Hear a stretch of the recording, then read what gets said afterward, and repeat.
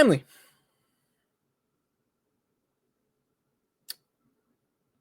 What's going on in Chicago? Look, this afternoon, because last time I was at the Oklahoma City Thunder game, 2-0, whatever. Now we're here to talk about. So I watched that Liberty game back. Obviously, I'd watched the Fever game live. I watched that Liberty game back this afternoon from last night, and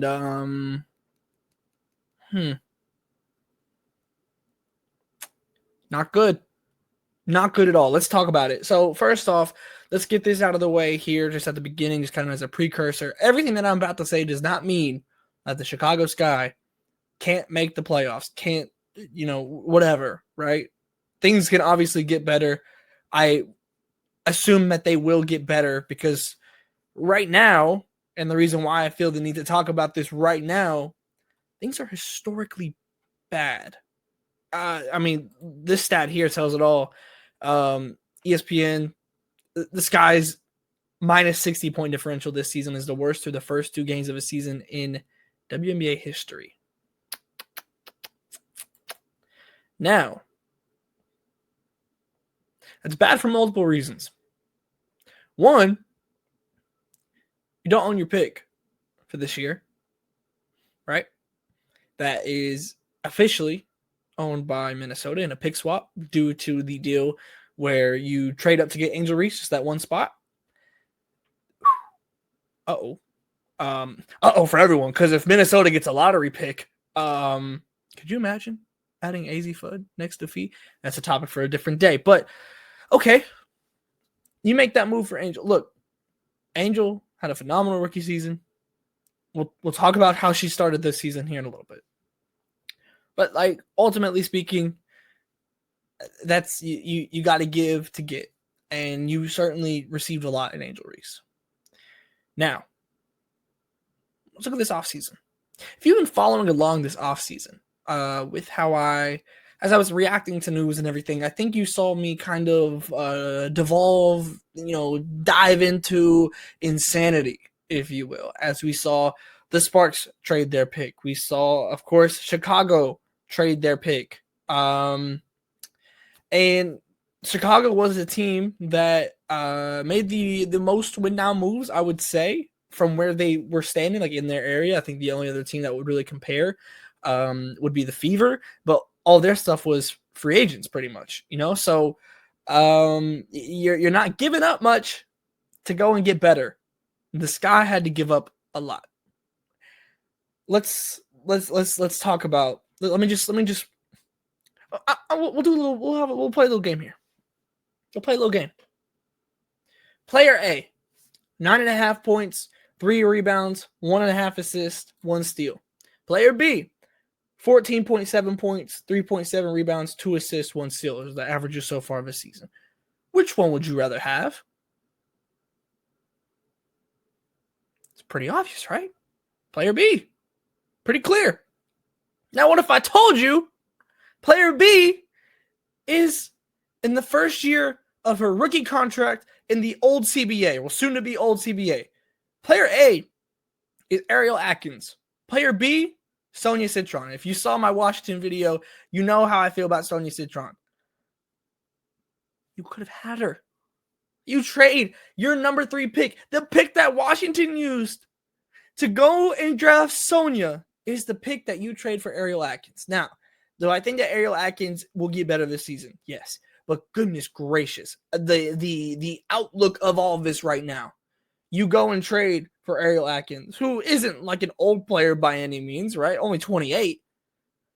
But you have Sonia that could have grown next to these bigs. And I don't want to harp over old things, but oh my goodness. Oh my goodness. If you kind of went back and looked at all my Chicago Sky videos, they make the move for Rebecca Allen and Sloot, and I'm like, oh my goodness, man, you draft Sonia at number 3. This is going to be perfect. It's the perfect mix of win now and win later, and it felt like it was going to work for me. I loved it. Then you trade the number 3 pick. Then you trade for Ariel Atkins, and then I'm like, oh, okay. So presumably, you get better in the now, right? Because even then, I was still expecting Ariel Atkins And it's very early, so like everything could change. But like Ariel Atkins has not been better than Sonia Citron so far this season. That's just the reality of it. And even then, I was saying, okay, maybe you get better in the now, but what about in the future, right? Because that's just where I stood on Sonia. The now isn't looking better. The now is not looking any better right now, and that's a big worry. That's a big worry because of the assets that you have given up to try and win now and to make the leap and to potentially rush the process. Now, I will say, because if you go back and look at my preview, if you go and look at, I think it was Ball Up Top where we talked about it, I was pretty bought in to the Chicago Sky team.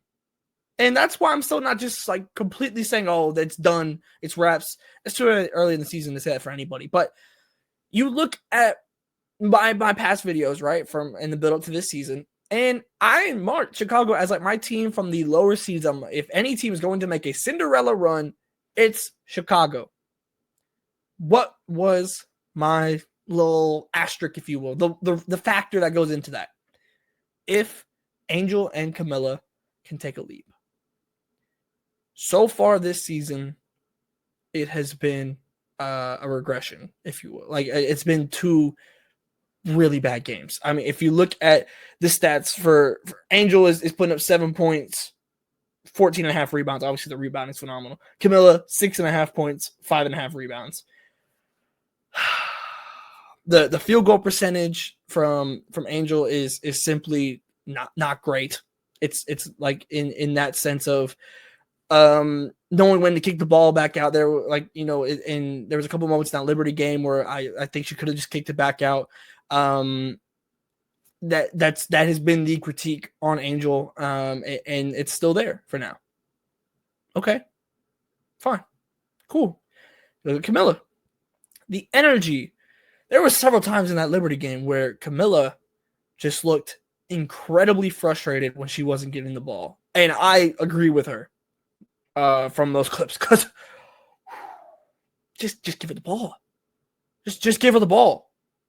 Like, it doesn't have to be this incredibly difficult thing. And Tyler Marsh mentioned in the postgame, like, yeah, we got to be better getting our bigs the ball. Yes, absolutely. So here, now, where we stand, if you look at the stats right now, I haven't pulled it to the side over here. And I mean this with no disrespect to Rachel Banham. But Rachel Banham is leading this team in scoring at 11.5 points. Not good enough. Not good enough. And again, this is not any one person on this team that is the reason for this. It's everybody. It's not good enough across the board. And I mean, look at like Sloot, only 4 assists a game. You're going to probably have to average more than that.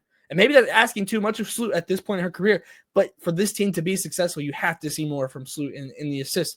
Like, it's just everything is not functioning. It's not. In the way that I had hoped to see some of these win now players, Rebecca Allen, Ariel Atkins, Sloot, like these vets that were highly touted coming in, Akia Nurse, for example, as another potential player, like that impact, that veteran impact, the vibe shift, all of those things I haven't felt. And that is a very major reason for concern, right? So, I mean, look, this is your bet. You have invested into this iteration. You said this is our team. You don't draft Sonia. You don't have your first round pick next year. So if you're like, yeah, that's going to Minnesota. You have the Connecticut pick coming in. So like, you still have a chance to potentially be high up, but you have invested a lot into this team. And not saying that had to be perfect early, but you have been historically bad. And that is enough to cause concern. Will they get it back? Will they make the playoffs? I would like to think so. Again, like, I see the vision on paper for this team, but you need more from Ariel Atkins. You need more from your 2 bigs. And maybe, again, year 2 for both of them. Is that asking too much? I don't know. But these first 2 games, the vibe, the production across the board for the Sky team has not been it. The defense as well. It's not just the offensive side of the ball. Liberty had like 19 threes. Something like that. 19, I think. Come on. They're going to have to show some fight. And again, you go against two really good teams early. And if you're a Sky fan, the hope is that you kind of just ran into the buzzsaw early and now you start to build back up. You have been completely torn down. How do you go back up? I certainly think that there is a road and a possibility for the Chicago team to do that. And so I'm not writing them off or anything like that. But you can't ignore what these first two games have told us. Can they change what's being told? Absolutely. That's going to be on them to do. And I'll be here to talk about it then too. So make sure you're tapped in here on No Cap Space. Like, subscribe, share, comment. What are your thoughts? What do you need to see change for the Chicago Sky team to start building back, to start building some wins, and maybe changing that point differential up just a little bit and get on the plus side of that? Let me know what you think. Make sure you're tapped in on nocapspacewbb.com as well. All of our print and podcast content all in one place for you are free, and then our extra paid content as well for our ball knowers tier. Go check it all out. Make sure you're tapped in across the board, and I'll see you next time.